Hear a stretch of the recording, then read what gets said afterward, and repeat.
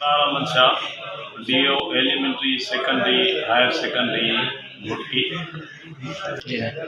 मुझी ताज़ी पोस्टिंग थी है as a DO elementary secondary higher secondary.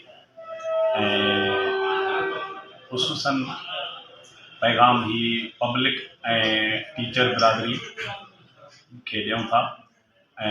ख़ुसूसन नवा टीचर्स जेके PST JSTs अपॉइंट थिया आहिनि त उन्हनि जी पोस्टिंग जंहिंजी पहिरियां थी चुकी आहे उहा थी वई।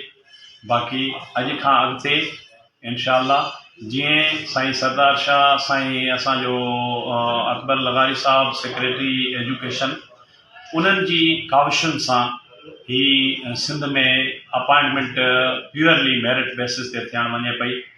मां अव्हांखे यकीन ॾियारायां थो त जहिड़े नमूने प्योरली मेरिट बेस ते अपॉइंटमेंट थिए पई ईअं ई प्योरली मेरिट बेस ते अव्हांजी पोस्टिंग्स बि कयूं वेंदियूं। जेके पोस्टिंग्स रहनि थियूं मुंहिंजे वक़्त में जेके बि थींदियूं ऐं प्योरली मेरिट बेस ते थींदियूं।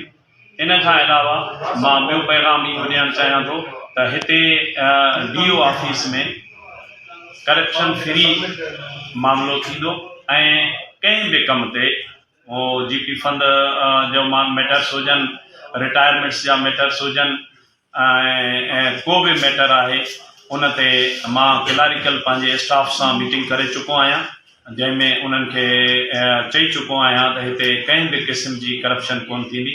जंहिंखां बि जेकॾहिं का डिमांड थिए थी त फौरी तौरु उहो मूंखे ॿुधायो वञे त उन ते बाक़ाइदा एक्शन थींदो।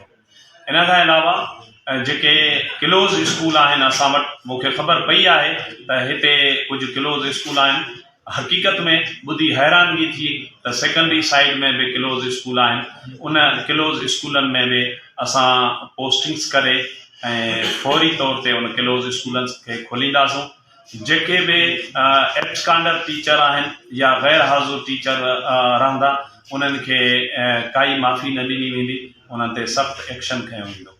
मां ही पैगाम अव्हांखे ॾियां थो त न्यूली अपॉइंटेड जेके PSTs JSTs आहिनि उन्हनि खे मेरिट जा इशूज़ हुजनि, पोस्टिंग जा इशूज़ हुजनि या कहिड़े बि क़िस्म जो इशू हुजे, feel free two meet me.